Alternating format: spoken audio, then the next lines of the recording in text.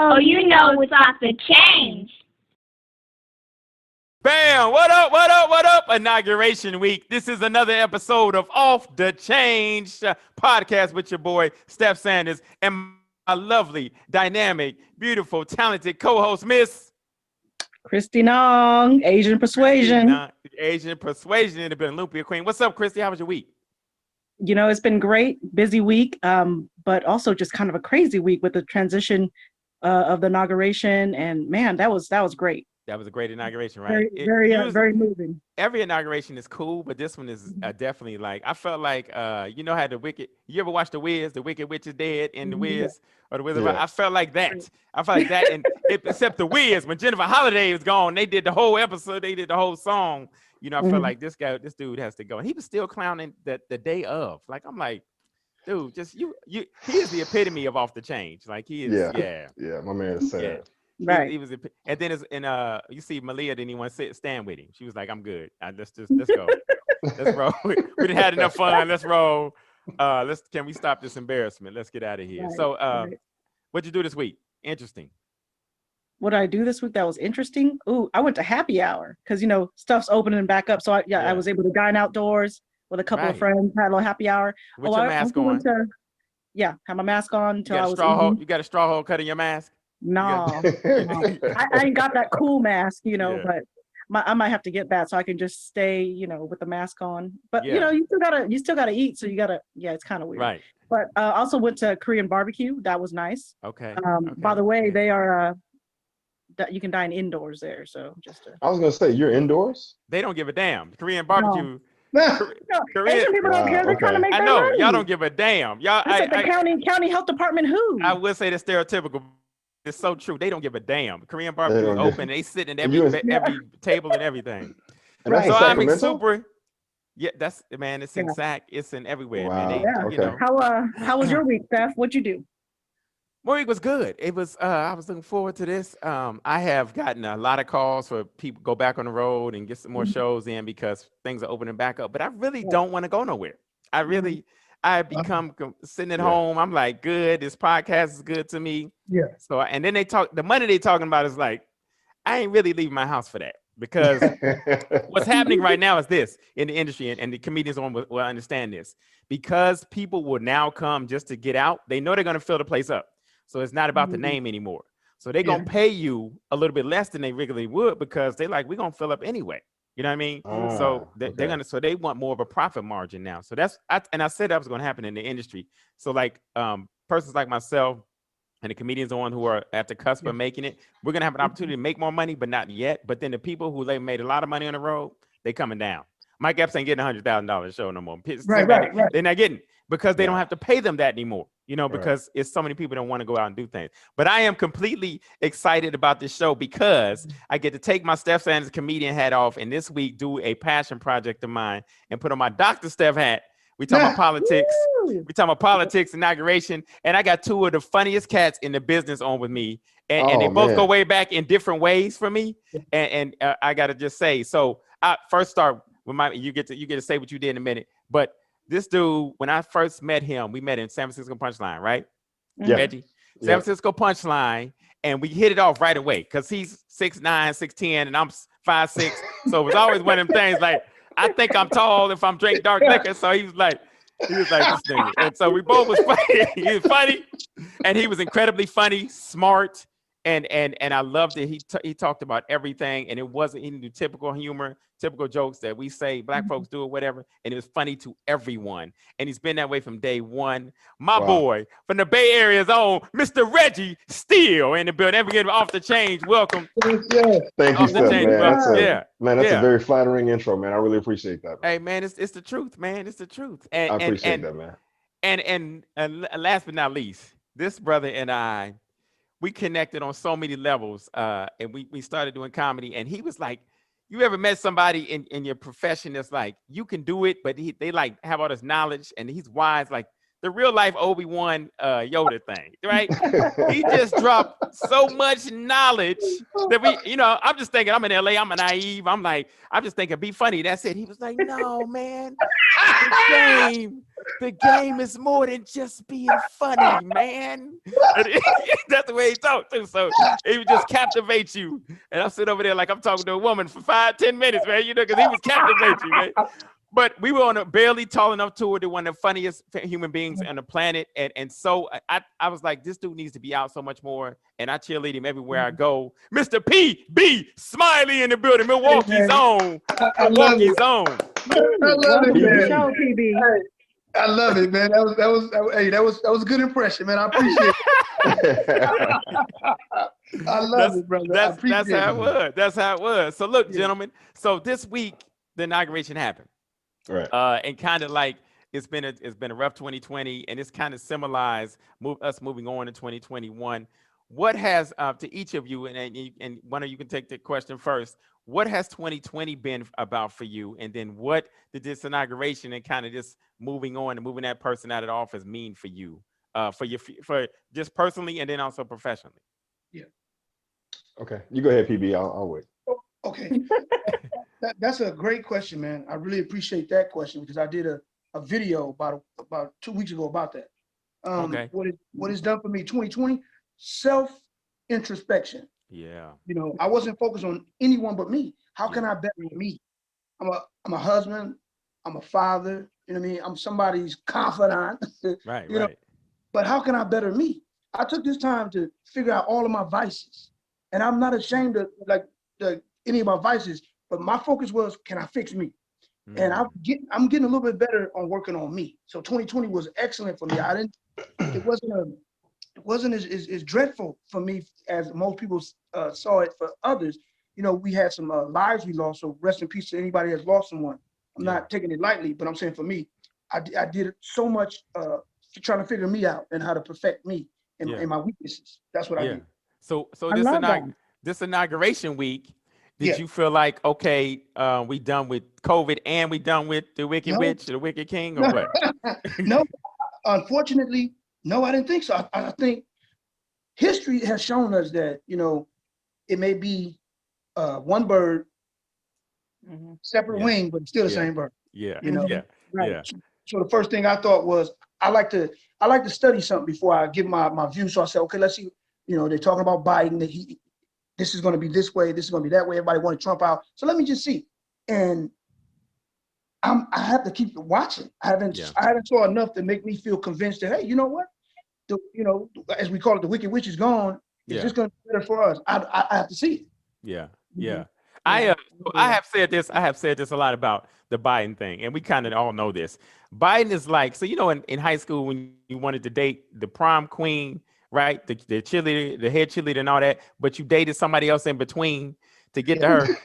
Biden is that person. He ain't the prom queen. He ain't the end. You know what I'm saying? He ain't the end all be all. He ain't the one. Yes. But we had to get rid of, this was because Trump was the one you dated. That was like the Sadie Hawkins when the ugly girl asked you to get to the dance and you didn't want to be the asshole to say no. So you'd be like, all right, let's go. So you dealt with that for 4 years. Now I had to get to the next level before we get to the one. So I agree. That's funny. Reggie, same question for you, man. Hold on, man. Question. You said you didn't want to be mean, so you went. That's funny to the Sadie Hawkins there. Yeah, with the ugly. In them situations, you know what I do? When if they ask me, then I'm just like, I wasn't even gonna go. I'm not going. You can say that then. You can say that then because I was going, right? But and then if they saw me, it was just kind of one of them things, man. I said you just show up at the end, hang out in the parking lot when everybody come out. Right. Yeah. So all right. So for me, what did 2020 mean for me? Man, 2020 started off. I went to Hawaii for my birthday. Right, my wife took me out there. All right. So we went out there. We had a great time. When was it? February 17th. Okay, cool. So we were coming back from Hawaii. Same birthday. Aquarius. Hey, look, let me tell you something. I knew that. That's why I put y'all together. Go ahead, Reggie. So we was coming back from Hawaii, and things were just starting to ramp up. Right, we kind of heard about the end of 2019, and by the time I got back, you know, it hits hard in March, and all of a sudden there's no work. My last week was at the Sacramento Punchline. I was headlining. Carlos Rodriguez was on that show. Marcelo Arguello, Chris remember that Tinkle. show. Yeah, man, it was a great week. I remember that show because I was like, why didn't Reggie have me on it? But anyway, go ahead. Man, you know you could have come through, man. It wasn't my call though. You would have easily come through. I would have gave you some of my time easy. I know I'm messing with you. Go ahead. Yeah, no doubt. So when work stopped, man, you know, the way I live my life is I plan for everything, right? So nothing really catches me off guard and nothing's gonna make me stumble. So I just transitioned straight from work into the unemployment, and basically what like my man PB said, it was a year of reflection, right? A year of like looking inside. But for me, it was also just a year of like, when else in life am I gonna have a chance to have this much time, right? Like to be home, to look within myself, to look outside of myself, look at other careers, look at other things, like I wanted to take everything in. And with that, it gave me some perspective also with, you know, what do I need, right? Like there's a lot of things you want and there's a lot of things you think you need until all of a sudden they're taken away from you and you go, you know, I don't really miss that. Like I don't, you know, I've always kind of lived a minimalist type of life. I feel like this is, you know, exacerbated that even more, right? It's just like I could use even less than I had before. You know what I mean? It also allowed me some room to take care of some other things. Like I have a house in Alabama where I grew up. And so I've had a chance to really look into that and figure out, do I want to rent that out? Do I want to sell that? Like looking into potential other carear options in that field of like, you know, property management, right? That's like, so, and then talking to friends. The other thing is so me too is, you know, it's like when the whole thing happened, right? It always seemed like it was somewhere else, right? Like it was always happening to other people in other parts of the world. Right. And it's slowly like has creeped closer and closer. Like I've lost people that I know now. Right. Yeah. Like I have people that have had it. I have people that have gotten over it. Some that are still lingering, you know, has still after effects. So it's kind of showed me that, you know, sometimes things that seem like they're far away, no matter how big or small they are, they eventually with enough time will find their way, you know, closer to home. So I've been vigilant and about trying to keep my mask on, things of that nature. But ultimately, man, what it's come down to for me is spending time with my son. Right at this time, he's 7. It's pivotal. Spending time with my wife, being home. Like she almost to the point she like, you know, you ain't got to go back to work. That's cool. I'm like, shoot, don't threaten me with a good time. Right. I ain't tripping. You know. Right. So, but then also career wise, you know, what's funny, man, is at the end of 2019 was a phenomenal year comedy wise. Phenomenal year. I did everything you could think of. I was on the road, I headlined clubs, I did corporate gigs, I did private gigs, I ran the gamut, big shows, small, I did the whole thing. And I promise you, no exaggeration, I went to bed 2019 feeling great about comedy. I woke up 2020 and I was like, yo, I gotta change it up. I was like, I literally woke up not wanting to do anything, not wanting to say one word of what I said in 2019. Yeah. I've had that feeling before. Yeah. And then I got the weekend sack, and it was kind of one of those things where I was like, dang, I really don't want to do this material because I feel like I'm in the transitional phase, but you know, people are paid, right? Like people are getting paid to come out, like I got to deliver. So I did my thing, but this year has also been a year for me to reflect on comedy. Like, what do I want to do? Where do I want to go? Like, what's the next thing? Is it a one-man show? Is it still going to be stand-up? And if it is stand-up, then what type of stand-up? Am I going to be more vulnerable? Am I going to be more opinionated? Am I going to, you know, is it going to be more storytelling? Is it going to be, you know, less laughs, but more poignant, right? Or is it going to be more laughs? You know what I mean? So. You good? Yeah, I'm good. Did you fall or did the camera fall? The camera fell. First of all, it's funny as heck. I can make sure you're okay, but now I'm laughing at your ass. I hit my cord. If you would have fell, I said, nigga. You learn how to sit down. You had to learn how to reset in 2019, 2020. Just sitting here and just be like. I said it. He been drinking. He been on that drink a little bit. So first of all, let me just say, both of you, congratulations on the marriages and all of that. Great, thank you, and congratulations on being and keeping that in 2019 because I couldn't. Absolutely. It's Secondly, just offshoot, Alabama, I gotta say, I don't really like you right now because I'm Ohio State. Y'all beat our asses real bad. Oh man, but come on, man. He's still on it. So He I'm done. mentioned it last week. But I'm neither here nor there. I'm not gonna hold a grudge. You just Well, can't. how about this? I'll tell you this. I'm from Alabama, but I'm not an Alabama fan. How about Okay, that? thank you. Because if you'd done a roll tide on here, I'd had Oh, to hell no. It'd have been Man, PB by himself right now. PB alone, headlining the podcast right now. So Dude, you both mentioned introspection. You both mentioned getting in touch with yourselves and stuff. So and you gave a great segue to me about comedy. So do either? Oh wait, hold up. Can I real quick before you go forward? Yeah. Can I say what the inauguration meant though? Real quick. Yes, go ahead. Yes, please. I'm sorry, I can be long-winded. Please do. I'll say this: the inauguration. It's all good. It's our show. We can do what the hell we want to. Go ahead. There you go. All right. Well, what the inauguration meant to me, man, was it literally felt like the last 4 years almost didn't happen. Right. Like in the moment of, experiencing every tweet that this dude puts out, every decision he makes, every executive decision, it feels like in those moments, this is the worst thing that's happening. And then all of a sudden we come to January 20th, 2020, and there's a new person in office, and it literally felt like everything that he had done didn't matter in the sense of like, it's over. And now, first day, executive decisions, second day, he signed them off, didn't he? Rejoin the WHO. All of a sudden, we're gonna be back into the the climate accord. It's just like immigration ban, everything. Immigration ban, all that stuff is lifted, and you feel like, man, it feels so temporary. Even though in those moments it feels so intense and real, like your world is over. Like this dude he's the worst dude ever. Bananas, and then and it's over. You're like, oh man, this dude, and man, I hope, So it meant like an end. Like it showed me with time that things do change, right? They may not change when you want them to, but they do. And then watching Kamala, right, take the oath, right? Like to see a woman in that position, to see a person of color in that position, I found myself choked up. Like I literally was, and I was at Obama's inauguration, and I know how that felt. Like I was there in DC watching that, and I was like, man, I don't think I've ever felt that happy with so many people. But seeing this, it was pretty similar in the sense of like, things do change eventually, right? Just progress is slow. Progress is slow, but it's coming.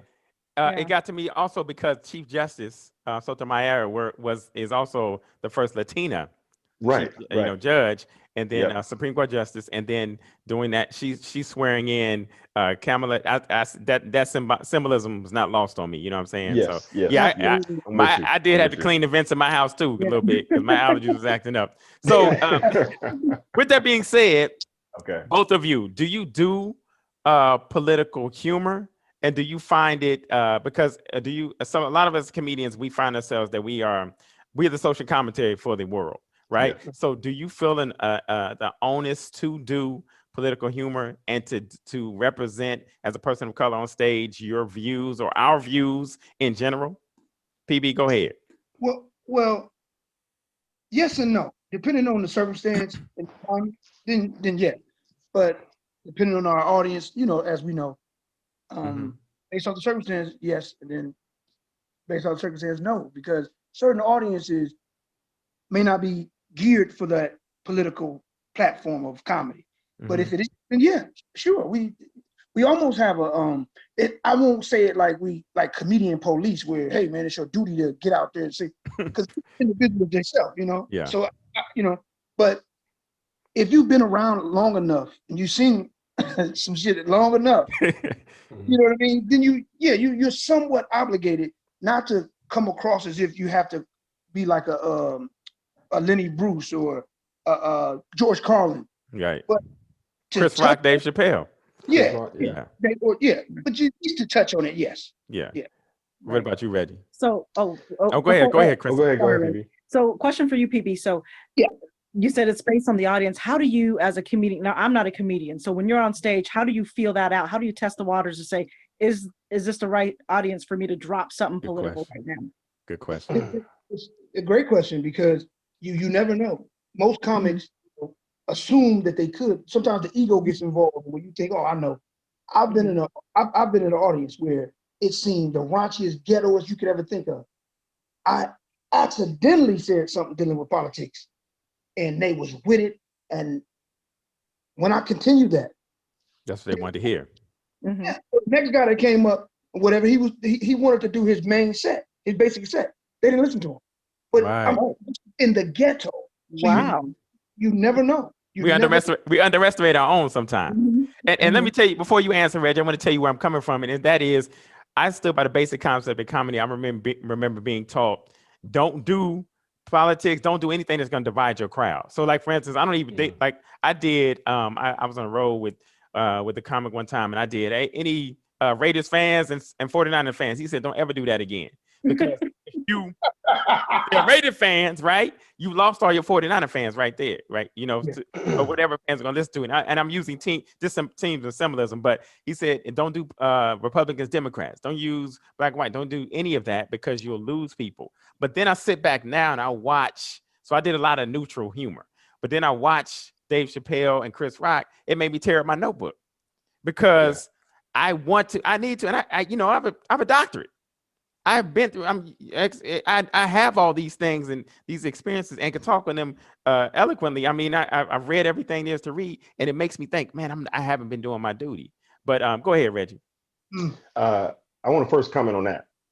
Oh, yes, please do. Yeah, something that Dave Chappelle. Like I've been fortunate enough to work with Dave on a number of different occasions, and one thing that Dave said to me that always stuck out was, Dave said, "If everybody likes you, you're lying." That's what Patrice O'Neal said. Yeah. Same thing. Yeah. If everybody likes you, you're lying. Yeah. And so this idea of a comedian telling another comedian, "Yo, man, don't divide the room," is like, nah, man, I gotta speak my truth, right? And the thing is that no one, as comedians, we have never seen a comedian who everyone is their fan. That's why there's so many different types of comedians, right? So if you happen to divide a room, or if you go into your thing, then that's just people who like you, and that'll gravitate towards you, and they'll come back and watch you. And the people who don't like you, then they'll go somewhere else. But that's what they're gonna do anyway. Whether you talk about something, that could potentially be dividing, right? But I feel you. I mean, I've heard comedians say things like that before. Like, nah, man, you don't want to do it. And I go, nah, man, look, I just gotta be me. They either gonna like me or they're not gonna like me. But that's I can't do nothing different. As far as politics and stand-up, man, I'm a very emotional dude, right? I'm a very emotional dude, and sometimes with politics, it's hard for me to find the humor in it, because I know how severe, those actions are, like how they impact people. So it's almost like trying to make light of tragedy, in the sense of like where people have died and things of that nature. I go, look, I don't need to talk about that. Like, I don't need to make that funny. I would never say no one else can. You can do whatever you want to, but me personally, like I've lost people, so I know how that feels. And to make light of it, it almost feels like you too desensitized. So I don't necessarily tread down the political path.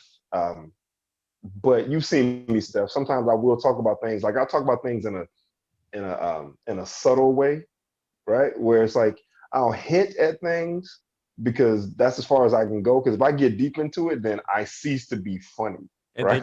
Then your emotions take over too, right? My emotions take over, and all of a sudden I'm on a comedy stage, and people are like, "Yo, where the laughs at?" right? So, but I've seen people like, I've seen Will Durst, right? Who's a political comic. I've seen, the Greg Proops. I've seen Carlin, right? I've seen Chris Rock. I've seen Dave Chappelle. Like, I've seen the people who do political comedy, and they do it in such a way that honestly, I go, oh, they got it covered. I can't even. I'm not bringing anything necessarily better than that to the stage. So now I will talk about how something affects me personally, right?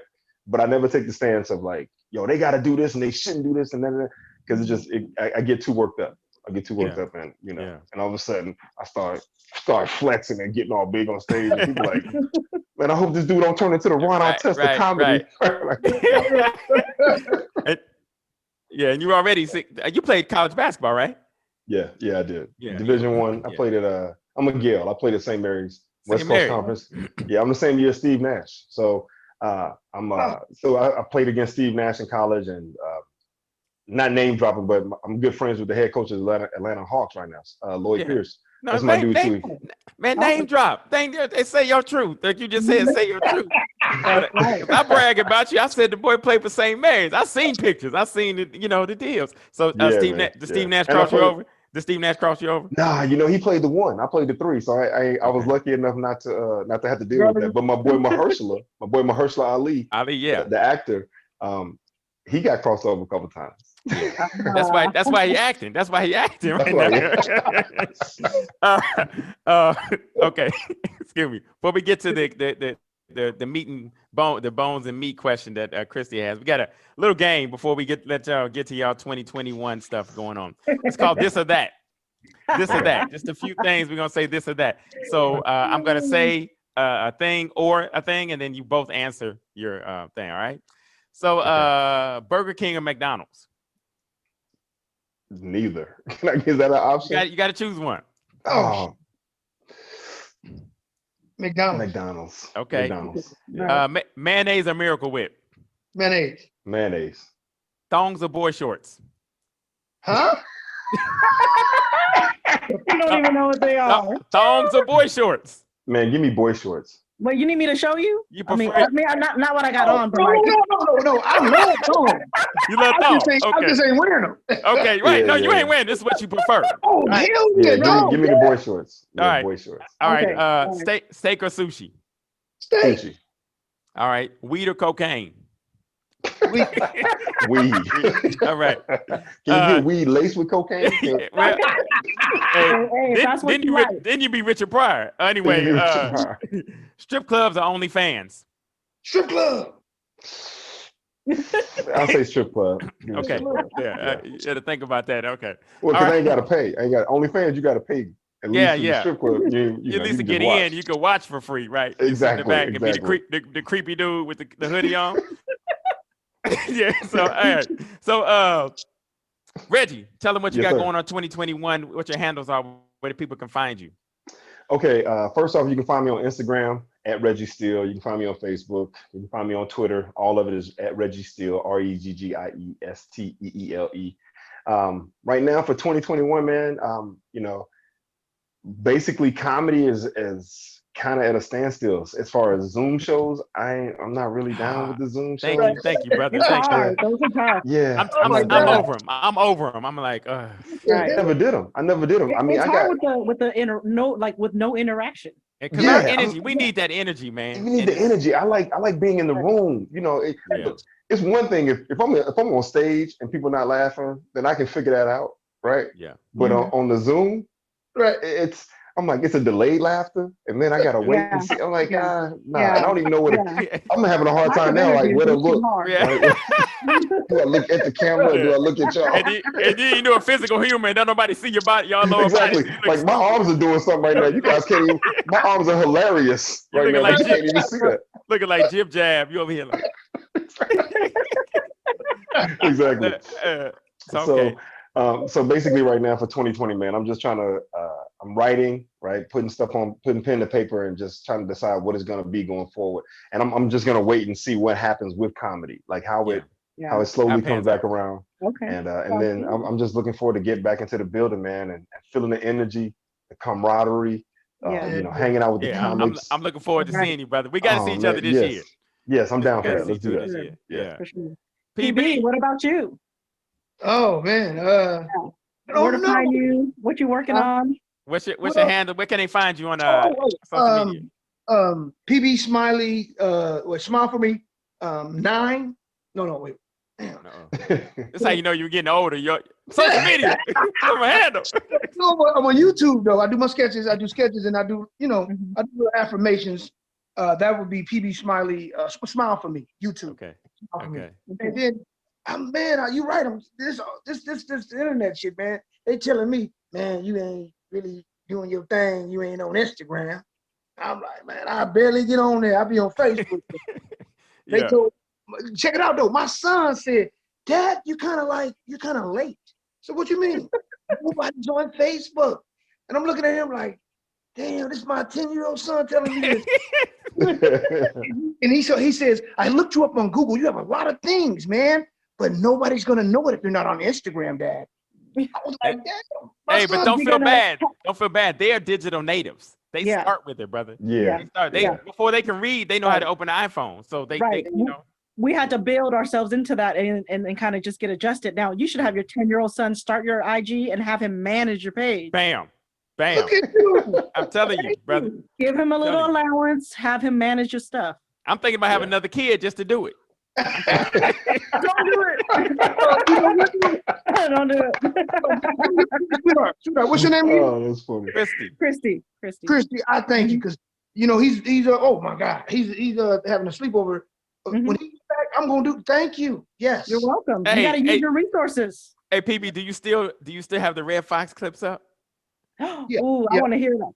Yeah. We need to Okay. see it. We want to see. I Smile heard for you me were on great YouTube. impersonation. Smile for On me. You YouTube. got to go see this brother Yes, do please. Red. But PB, you forgot to mention we coming to back this year. The Barely Tall Enough tour. But Steph, seriously, bro, I want to let people know something. I'm serious. And I grew up around a lot of businessmen, but they was in the streets. They was street businessmen. Yeah. You know what I'm saying? Yeah. I know. They used to manage me with their street dealings, and make sure I was good. Half of them was if they weren't in the gang, they was, selling cocaine, you know how that. Yeah. But you, out of all the comics I've been around, you have this business savvy that, I'm not, I hate when people say I envy something. No, that's to me, that's a negative trait. I'm inspired by your business quality because I'm more artistic. Yeah. I don't have that. You know what I mean? Brother. And It's okay. what the hell is that? Reggie, you need a drop by. Reggie, I'm gonna need you to get your whole life together. Get your hype together. My bad, man. It's such bad timing. Reggie on that medication. Look, take your medication next time, Reggie. Take your He laced medication. his weed with cocaine is what happened. Man, that's what happens right there. Oh, man. Shaking. My bad, PB. You was in a very intense moment. Right, man. I'm too. trying to get my It was roses bad while I'm timing. alive, Pete. Reggie. I know he tried. My bad. No, Go ahead. man, I'm serious, man. I look at like when he be putting shit together, I be like, dang, he should manage us. And that's the first time I was thinking. The way I see it, I'm very artistic to the point where, man, I'm very honest about my shortcomings. I get so artistic, I forget the business. Oh, I know. Yeah. Yeah. That's not a good thing. So Yeah. I get all into my art and I forget, bro, this is about motherfucking Benjamin Franklin. This ain't got nothing to do with no Right. nigga you done discovered on 3rd and La Brea. They're gonna do his comedy. Look how he act like this. No, man. You just and I get in the zone, But Yeah. so I'm getting back to my sketches and doing affirmations and all that. And sometimes, I haven't had a gift since I was a kid, You can see stuff before it happened. People use me. Yeah. First they don't believe it till they see it. Like, damn, that nigga told me that was gonna happen. Like, hey, Prophecy and discernment. That is a Yo, gift. PB, I'm gonna tell you, man. I think I got that same thing, man. It's been like that my entire life. I swear to you. In high school, I used to walk around with a camera and take pictures all the time. And my friends used to clown me. Man, you always taking pictures. Everywhere we go, Red got a camera. Man, you always taking a picture. And then 10 years later, I break out books of pictures, Right. stacks of pictures, and they like, oh man. They probably calling you now. Hey, Red, you got that picture? Yo, straight up. Mhm. I mean, I was like, yo, man, I'm Time. telling you.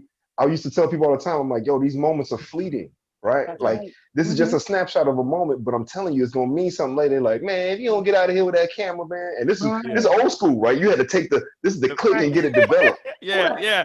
Them cameras, them box Wait a cameras in couple Walmart. Exactly. In the checkout.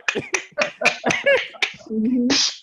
Hey, but Red, Yeah. PB's was called discernment and prophecy. Yours was called just taller than every goddamn body. That's why you can see everything. That's all that is. All my pictures is top of people's head. It's just hey, Reg, if we go to YouTube, we see some of your games. You know what I'm saying? Like, Nah, I haven't. That's funny. I never even thought about putting up games. I should.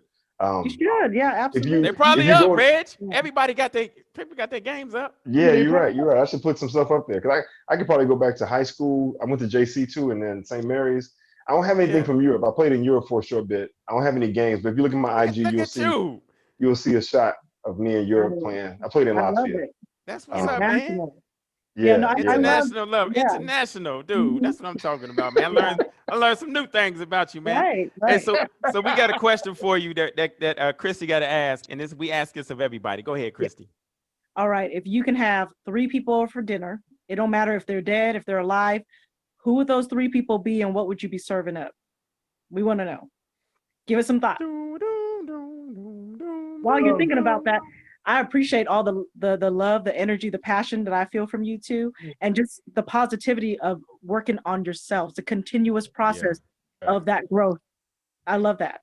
Yeah, that's underestimated, man. Mhm. And that's Absolutely. because somebody told me, but if you don't love yourself, why would you think somebody else gonna love you? Straight up. And then just using that time to reflect, like to really reflect and build on what it is that you really want moving forward. I love that.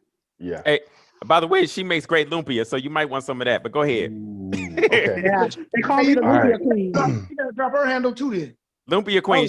It's all over our page. People gotta go. So you can find me at Foodie Nong. So it's FOODIENONG. Okay. Go ahead and write it down. Tell your 10-year-old to come in the room. Write it down. He's at a sleepover. He ain't even there to help. What's her last name? It's Foodie. Yeah, whatever. I don't even know nothing about that. Okay. Three people over for dinner, dead or alive, and what you serving? Okay, 3 people. Oh, you go. Yeah. You got yours, PB? Something good. Me and Steph gonna crash. You got yours, PB? You got yours? You know? Yep. Okay, you go ahead. I'll think. Number one, hands down, it would be Sam Cooke. Okay. Sam Cooke. Red Fox would be number. I know you was gonna say was that. Any pharaoh of the ancient Egyptian 19th dynasty. Okay. And what I would serve up would be, see, I can cook, so it's a lot. I would serve up. See, at Red Fox, he like pork, so I would give him, some. I don't cook. I don't eat pork, but what I do is I make some greens, put some pork in it for him. Yeah. Okay. Nice. You see, and I make some red beans and rice. I make some catfish and some fried shrimp. What's the Pharaoh gonna eat, man? The Pharaoh, he gonna have to figure that shit out. He got to go on for 2,000-3,000 years. He got to figure that shit out. Tell him to drink water. He'll be just fine. I tell difficult people that all the time. If you're gonna be difficult, just drink water. You're gonna be okay. Because they was eating myrrh and incense and berries. Go ahead, Reg. All right, man. Yours was good, PB. Yours was good. Damn, you came with Sam Cooke. If the competitive nature of me make me want to go for Marvin Gaye. Like, oh, you got Sam, I got Marvin. You got Sam. Okay. That's a hooper. That's a hooper right there. That's a hooper. That's that competitive nature. Oh, you got a dude that can sing and got killed. I got a dude that can sing and got killed.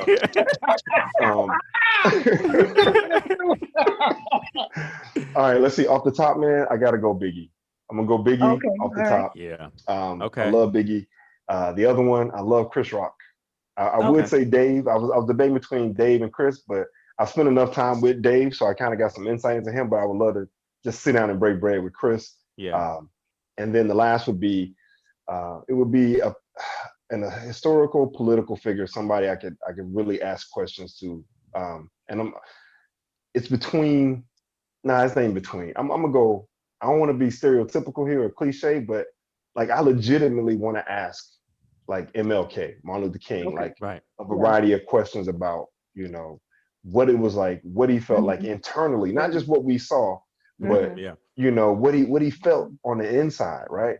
And what drove him to put himself in those positions. Even, you really want to ask him, did you ever want to put hands on the nigga? That's what you want to ask. Did you ever really just want to get with somebody? You never just walk by and give somebody a little shoulder. Did you ever want to get that police? Because he was kind of big. So go ahead. Yeah, so it would be him, and but with him, it would it would be about him, JFK, about Malcolm, just all the other leaders during that time in the 60s, man. If I could sit down with those dudes, so I think if I can pick out one. Man, the other one, man, I don't know. It might be Muhammad Ali. Go ahead. It might be Muhammad Ali. Well, okay, I'll stick with MLK, but just know Muhammad Ali he's hanging out and he's waiting for somebody not to show up. He waiting for somebody not to show up. What you serving? Man, if I can be straight up with you, I gotta serve. I'm gonna ask my mom. My mom passed in 2016. If I could have her cook the food that I ate growing up, I'm gonna tell you right now, It's like smothered fried chicken, candy Yep. yams, black eyed peas, cabbage, That good old steamed stick to your rice, bones. Yeah, Sophie. yeah. peach cobbler. I ate chitlins. I ate liver. I ate the whole thing, man. And I'm talking I eat about it like too. pork chops. My mom, it was just the two of us, but my mom made enough food that if y'all showed up Yeah, We could randomly, eat. that's you right. could eat and you leave with a plate, Wow. I right? love it. That's the way they Wow. cook back then. They don't make them like I that no love your more. mom already. Yeah. Yeah. Yeah, That's man. deep. So That's it awesome. would be some comfort food, some down south comfort food, and I would have her sweet tea, and then the fresh squeezed lemonade. Yeah, nothing like That's what I'm serving. Now, what I eat now, I can't eat that. I can't eat that now. But that Not Hey, right serving there, that up. everybody gonna be. last question before we send off. PB, what's the best Okay. book you read in 2020? Reggie, what's the best book you read in 2020? Oh, okay. Just one. Just want you guys. I'm gonna tell you right now. What's that? I read to my son every night. Okay. And we just finished The Wind in the Willows. Oh, yeah. Okay. Yeah. I never read that growing up. It's written by an English dude. I can't think of his name right now, but the language I know the of book. it Yeah. and the details and the description and it took me a moment to kind of get the rhythm of it. Yeah. Man, once I got the rhythm, I was and the story, the characters are well developed and the plot is I mean, it's probably about that thick. It's a great book. We had That's a wonderful good. time reading it. So The way you just described it, he just raised his stock. Everybody going to Amazon right now. Get Wind in the Right, Willows. I'm about to. What is it again, Reggie? it's called The Wind in the You are killing us with that. That's all right. That's okay, Reggie. That's all right. That's okay. Wind in the Willows, I'm PB. just gonna hold my phone. It's called The Wind in the Willows. The Wind in Hey the man, Willows. you want it? If you don't get a tripod or get a I hold know, of it on I'm your phone, tripping. man. Man, He if got you it. can see what I got right now, you would be I upset. don't even want to know. PB, what's the best? PB, what's your Oh. book? Oh man, I read the book of it's called Tahuti. Okay, what's that about? Ancient Egyptian, that kind of stuff. Yeah. Oh, Kemet Okay. and things. that's where the Okay, pharaohs came There in. you go. I know. And- I love it.